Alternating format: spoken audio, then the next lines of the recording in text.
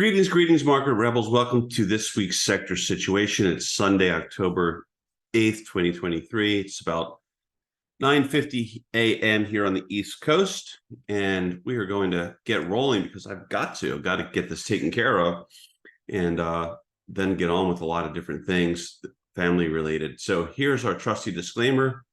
Here is our trusty intellectual property rights notice. And then finally, I'm just going to do what I usually do and just flash this week's stream from macro measure. If you're you skipped over that or whatnot, at least you'll have this reminder here of what the stage is, right? The stage or the current environment, and what we think is happening here. And then we will move on to the sectors, which is the whole point of this. So just let me briefly stop the share and reposition things. And we ought to be able to do that. Not too bad there.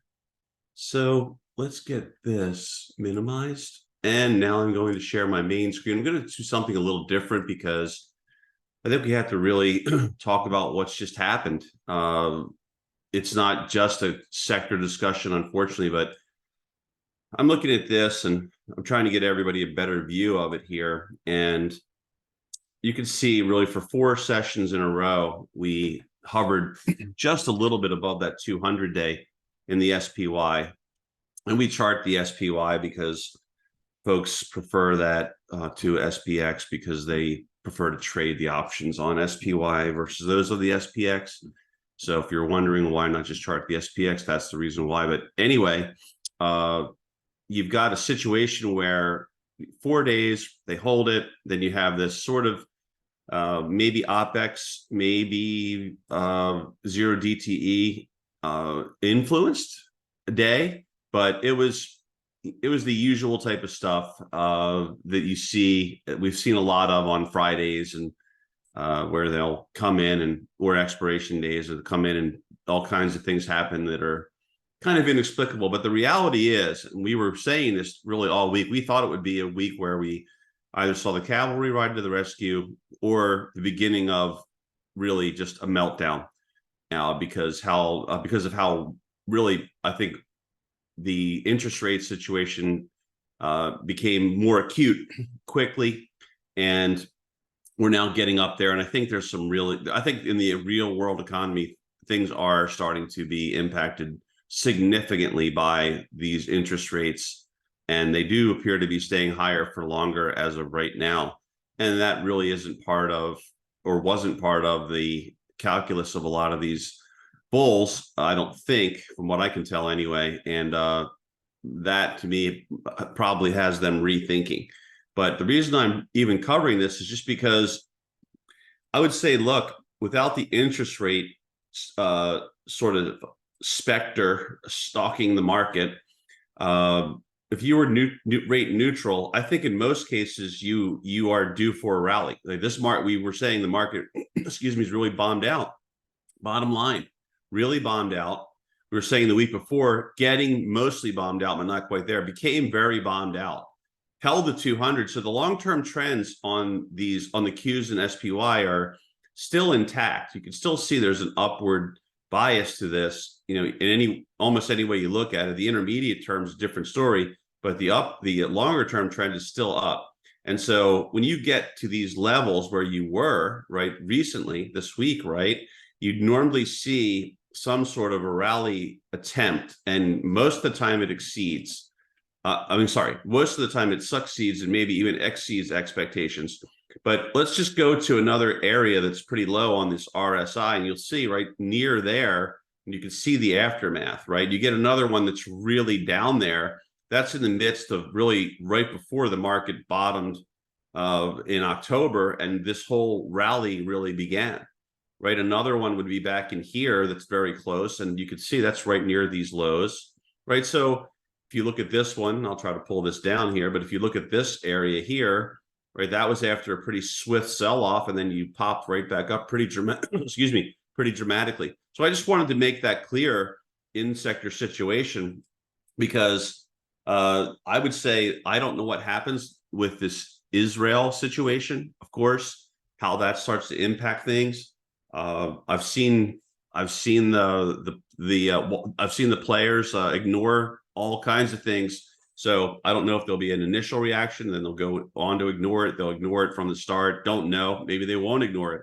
But aside from that, I really can't say what happens, assuming it's a non-factor for now and rates are neutral to down, which I think they do have a chance of pulling back in the short run. Then, right, I think they do try to put a rally together. And so just keep that in mind as we briefly look at all 12 sectors that I'll pull over here, because most sectors were very similar to the market, right? We were getting the risk off effect in most places where they were selling virtually everything and things were very oversold. And a lot of these sectors were bombed out. Probably XLP was one that was really bombed out, and XTN was another that was really bombed out. And so that's those started coming back later in that session. You could see that they even managed to bring the XLP back from the abyss. They managed to bring XTN up.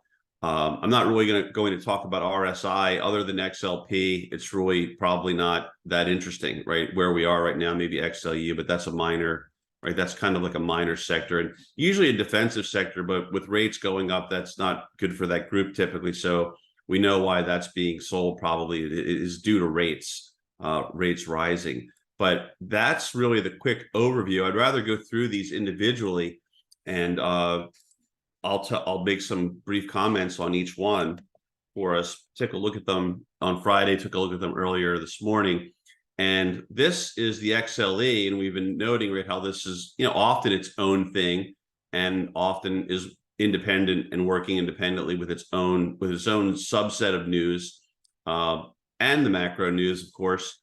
But this, we got lucky in, I think, we spotted the potential lower high, saw some loss of momentum on some of the indicators we like on different charts than this one. And we got some ideas in on that one. And fortunately, that fell more than I expected. I kind of thought there might be a little bit of a pullback opportunity, maybe to these lows or maybe down a little bit further, 87-ish. And it just really fell apart in a big way quickly. And so that was a nice development. But overall, I think it still kind of has more of an uptrend look to me. But overall, right, it's at a critical spot where the 100 and 200 represented by red and blue on this chart are both there. So I think it needs to hold that. If it doesn't hold this area where you could say Friday's low, right, you could maybe have even more, right? You could have even more selling, I think, and you might drop down even further than most people expect, just because this may have more room to run. It is not completely overdone at the moment, but maybe it needs to get more overdone on the oversold side before it really can lift. So I still think that space overall, let me try to get a more basic chart on this, but I think that space overall is still clinging to long-term characteristics. But the problem I think it has is that it may not be able to, if it doesn't hold here, it may not be able to really move back up with gusto anytime soon. You would think that it would be able to do this, hold, and with kind of conflict breaking out, especially where it is occurring and what could happen there. So I would expect this to hold. I would expect this to try to go back up, frankly, because it is coming from an oversold state on these lows, and I would expect it to at least try to work its way back up a little bit. And this is why I'm trying to get away from Thinkorswim to an extent, because these percentages just switch on me and it really plagues me. So I'm thinking the 50, and the 50 on here is that gold line about 89. So I think there's probably, I would guess there's a bounce due here. It would make sense technically to bounce a little bit more to me, and then see what happens once you get enmeshed in these SMAs, some of which are declining. But overall, that's what my thoughts were. If that, in terms of what I think was most likely to happen, I think if it can't hold this low, you've got to be really concerned, because you're below all the SMAs, and news that you would think would help out in terms of supporting this market a little bit would not be helping it, and that's usually not a good sign. So I think that's worth noting there in XLE. Same thing, really. We'll go to the future, and the future shows really a very similar chart, so we don't really need to spend much time on that there. So it's just shows you, right, that you're still above this low here.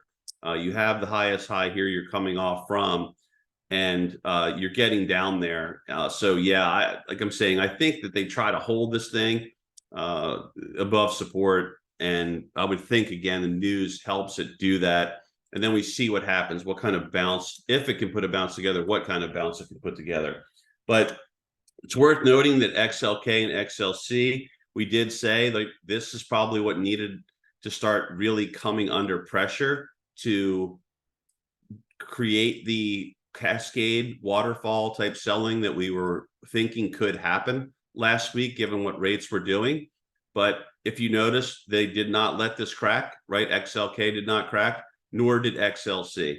And if you can see with one little push, they could get above the golden 50 SMA, which is really the last of them at this point. So they'd be back above all SMAs, which is not magic, but it is generally viewed as a positive development. So technically, so that would be, and that wouldn't take much of an effort. You only need a little bit more pop, and you could get that. So it sounds like our overly sensitive fire detectors are doing their thing behind me. So I apologize for that, but it's not uncommon. Way too sensitive. Anyway, XLC, the communications ETF, that's actually doing it. And I mentioned on Cocktail Hour, and I've had ideas in, Ryan and I have had ideas in different services. I think maybe Greg may have had some ideas in for Meta, and we have Meta and Google. And those are two names that I think if this market does put together a relief rally of some kind, I would keep an eye on those two. I think I mentioned that on Cocktail Hour. But look, XLC has already done it, and they held it, right? So this is really a positive development that you've got to acknowledge, even if you think it was shenanigans, and probably a lot of it was, but that's still looking pretty good. And nothing's really anywhere near, of course, overbought with what we've been dealing with. So if the gang wants to do that sort of delayed rally in October a week later, I think the table's set for them, other than what we don't know what happens with interest rates on Monday, or Monday or Tuesday. And we don't know what happens with the reaction to the Israeli situation, which, again, it could have an impact for sure. I don't know what that will be, but XLF, let's take a look at the financials. They were really in trouble, and the gang got a hold of them and marched them back. But they lost all SMA support, and they did work them back up. And so now we've got to see what they can do from the underside of some of these longer term moving averages in my book. So that would be the Dash 100 is up there. You've got the purple 200 right near there. Before them is the downsloping rust-colored 150, and that's going to be about 33, 35, so just maybe 1% higher. The 15 in red is waiting for it a little bit above there. Then you've got the 20 in light blue and the 100 and so on. So we got to see what happens there. But if it kind of runs into too much resistance up here below the 200, 100 area, let's call it below, say, 33.80, 34 range, just ballparking it, that would be a problem, right? Because then you'd have a lot of downsloping SMAs in the shorter term, including the 50, and then you'd be hitting those, respecting them, and probably rolling over. So got to be thinking ahead, thinking, okay, if this starts rolling over, this might not be a good market situation. If they manage to keep going with it, though, right, and they right the ship, get it back above all those SMAs, and then hold them, would kind of be like a pop through them all, right, and then come back, test that, especially that 200 in purple, and then go.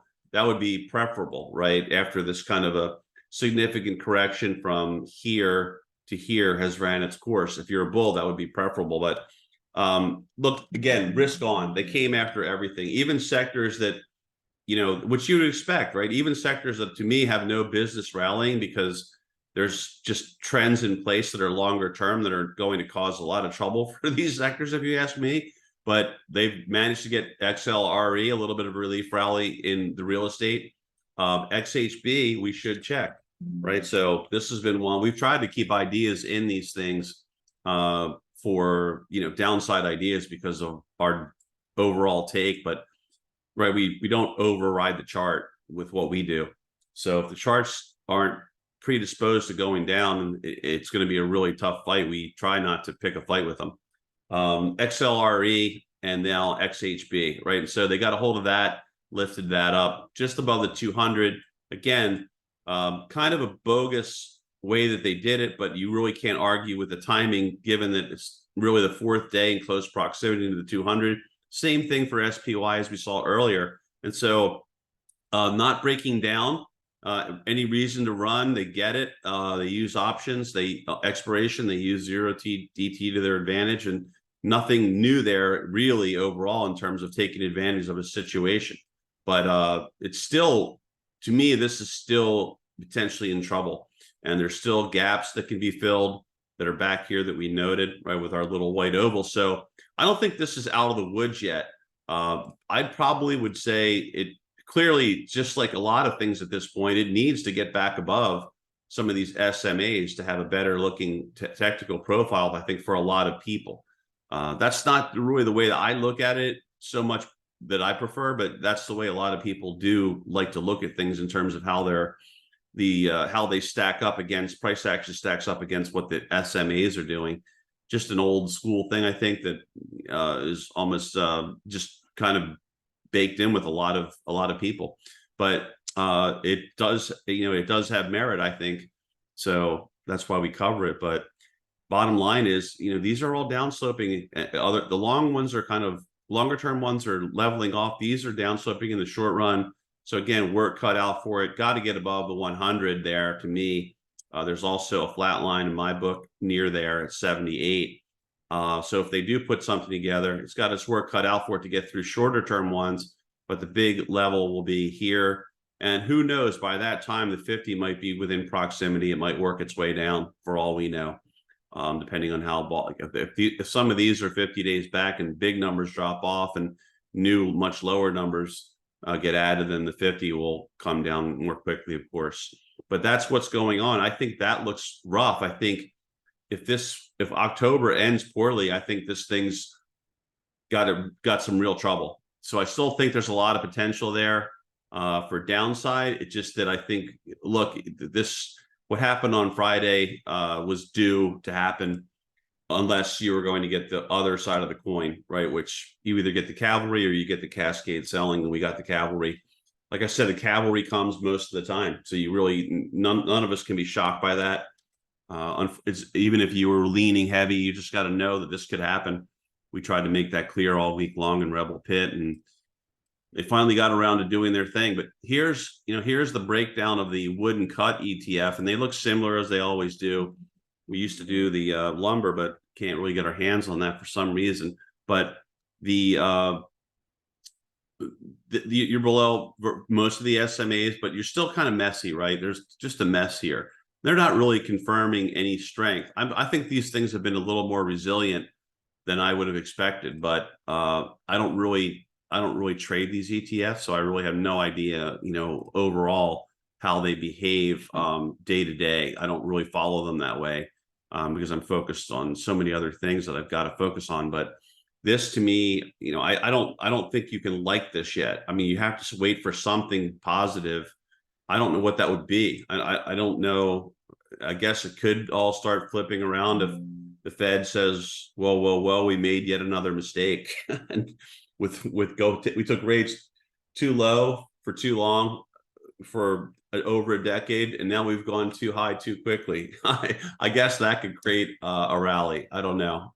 But XLV, healthcare, nice bounce there Friday, but again, challenge, just like same story in all these sectors. And this is why sector situation is more of a bull market focus, right? What we're trying to do is to see when sector rotation might be happening and things like that. But when everything goes either risk on or risk off, everything kind of gets lumped together as you would expect. And this is what you get. So it's just like many of the other ETFs, right? This healthcare sector can serve defensively, but I think, I'm not sure the components exactly, but I know that rates for companies that are developing things and have a high cash burn rate, that's probably not good what's happening here. But this hasn't really been a great defensive holding, other than the fact that it hasn't dropped as much as other things. So if you like losing less money, and you got in there to lose less money than if you stayed other places, I guess that's good. Staples we already looked at,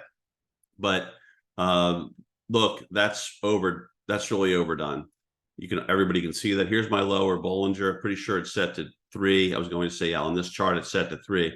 So that's how extended you were beyond 3 standard deviations on that low, away from the 100 SMA mean up there in dash white.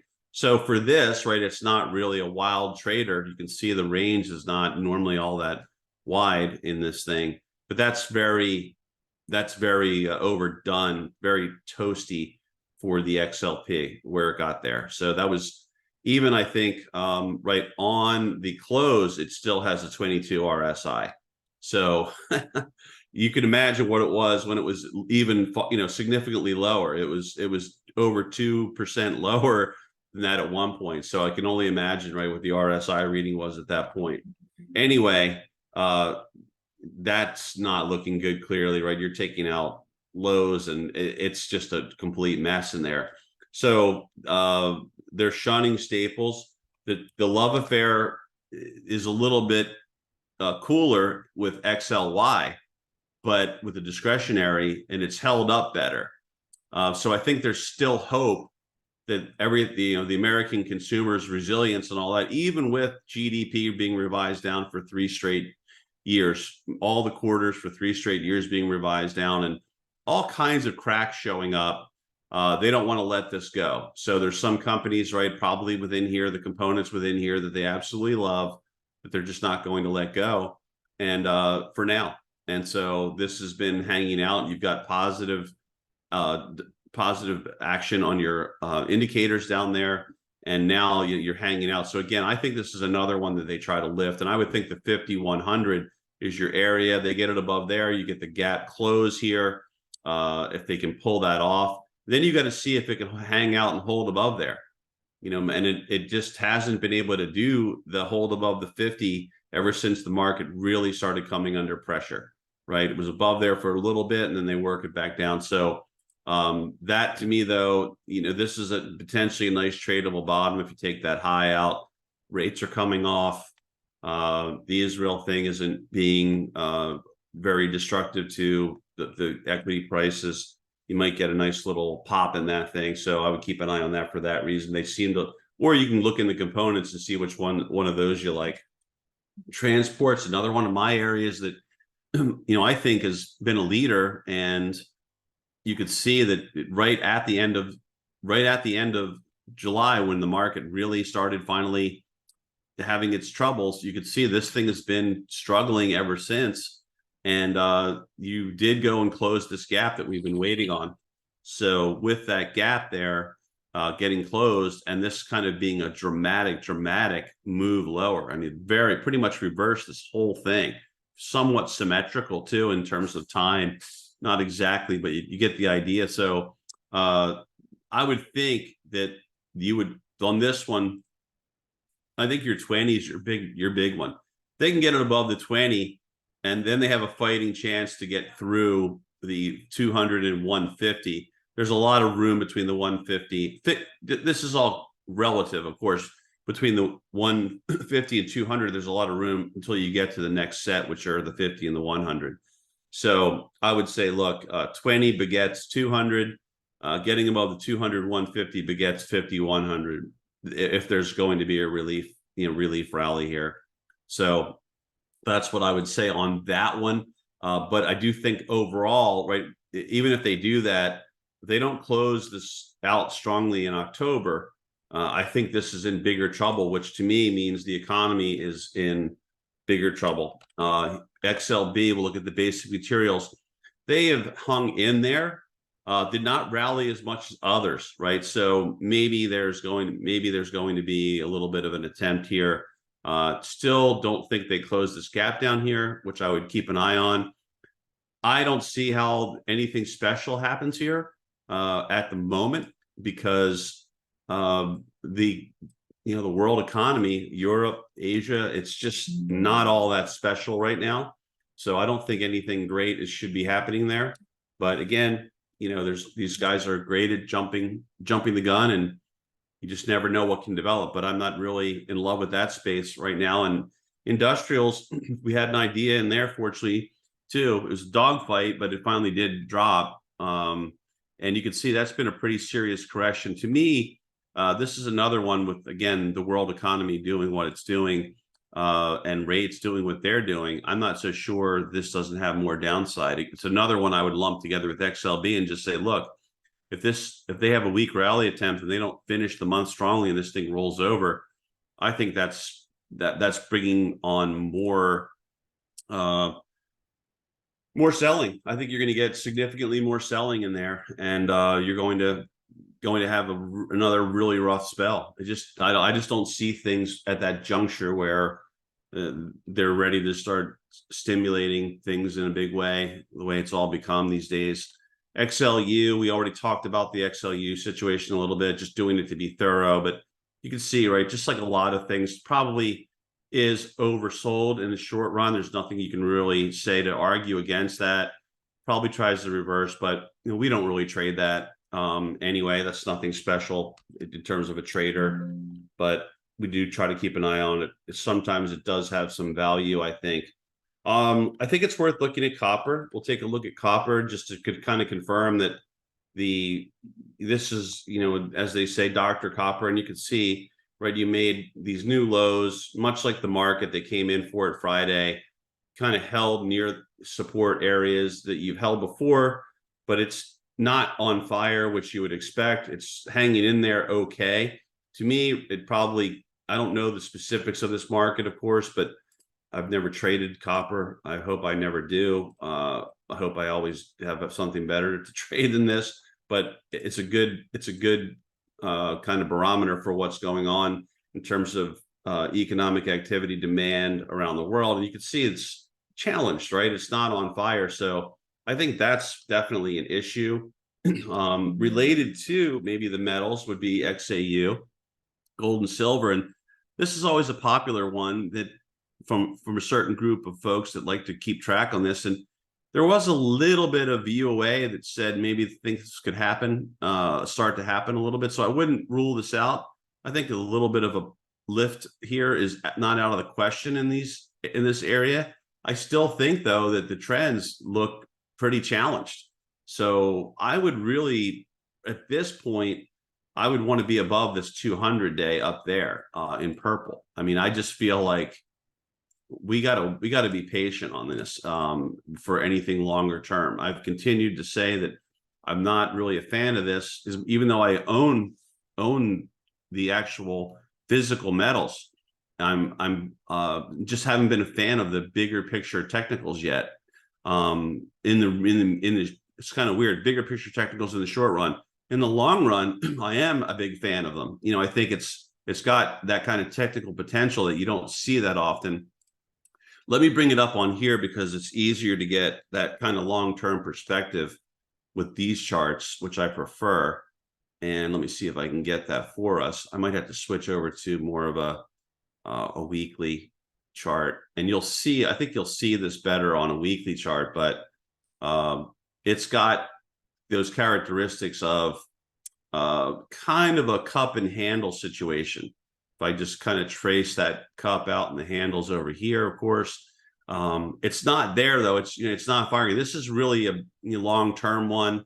They had something like this here, and then you did fire on it, and you went, and so this does trade like that a little bit. Not a really, I think, textbook cup with this sort of structure in here, but it's close enough, I think. And you can see that right up in here is where where I think you would need to break out from it. But that would be a pretty big launch if it were to happen. But as I've said, like the long-term potential is really there, but it just hasn't flipped around in my mind to enough positively to get it super pound the table excited on it. So hey, look, things could change at any time in that sector. That's the thing about it, right? Because when everything hits the fan, it does have that that quality that people will go into it. And we are seeing a little bit of UA, and we are seeing these oversold kind of conditions after what happened here. But overall, the trends are still down overall.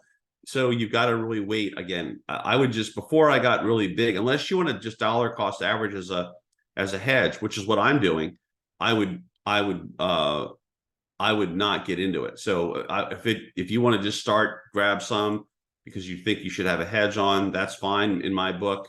That's what I've done. But I don't think until really this, as a trader, I wouldn't want to get involved in a big way until it starts showing us that it can take some highs out and it's through this sort of corrective phase. Might be a good little trading opportunity in the short run in there, maybe to pop up to the 50, which would be a decent little move. But I don't think there's anything special there. So let me think if there's anything else I can cover. I did cover, we covered oil, again, kind of confirming what we recently saw. We saw copper kind of not really looking all that wonderful. Precious metals not looking all that wonderful. SLV, I mean, I'll do SLV and I'll do GLD. But these are, the ETS for each metal. But, it's what you would expect, right? Very similar. But what I would say right now, just kind of as a closing comment, is that you probably should get lift in these a little bit too, right? And then see what happens. But my closing comment would be that I think we're at a very important point this month. I think this month is, it's starting to shape up like a month with some fireworks with all that's going on out there and in different ways. And so I think the potential for volatility is really there. I think if this month has a poor outcome, in other words, the technicals really take a turn for the worse here, I think that could definitely be the start of the refuting, really, of the entire bull case. Remember, there was a lot of chirping out there that we were at the start of a new bull market. And again, we very well may be. I have a hard time believing it. I've been saying that the whole time, but that doesn't mean that, it doesn't mean anything really. But I have a problem, believing that this was the start of a new bull market as of right now. If they manage to just have a nice little correction and then hold and then go, then it definitely still could be, right? But if this falls apart down here and we start really tanking, I think that really is a problem. And that could lead to a whole nother leg lower like this one, where it's similar to this one. Maybe, I don't know, I can't say the exact timing on that. I can't, of course, say the entire duration, but I think you could get if you have a lower high that gets put in here and you kind of fail. If you do rally a little bit, you kind of fail and you just keep going and they break this thing down, I do think you could really be in for a second leg. Now, that leg was the leg that unfolded here, took about 11, I think it was maybe 10 or 11 months, roughly speaking, depending on how you want to approach it. So I'm going to draw, we'll just try to incorporate this right here. Let's say this is a low. So I'll draw that line on the SPY there just to give us an idea for now. And so, yeah, I think if you break that, right, we broke down below 432. I think that was an important level. If they can't get up and through and hold above there, or they run into some resistance where I've got some lines waiting for it, this to me, rolling over again, I think you definitely are on your way lower if you crack here and you have a poor finish to the month. They should be able to, and by a poor finish, I mean it gets worse than what we just saw on this past week's lows in a significant way, right? You're really starting to get hit and you close poorly. Yeah, you could be short-term oversold at that point, but I just think structure-wise, in the basic structure, that would be rough stuff for the market to recover from. Now, I don't know what the Fed, of course, and the government have up their sleeves, but to me, this is definitely concerning. And so I think this month's close is going to tell the tale. If they manage to somehow pull it off and hold, then maybe the bull market folks, their hopes will be intact, right? They'll be preserved, and maybe something legislation. I don't know. The Feds aggressively pivots the other direction. I can't say, but that would possibly make this allow this to turn out to be a well-founded speculation that, yeah, this was the start of a new bull. But again, not getting that by the end of this month to me is a big problem. So I'm going to end it on that note. Long sector situation, but wanted to go through things a little bit more in conjunction with the market and what's going on. So I hope something to share with you helps you out this week or a week in the future. I want to thank everybody for tuning in, and I'm going to wish everyone a great conclusion to their weekend and a great week in the markets coming up. Everyone take care and thanks.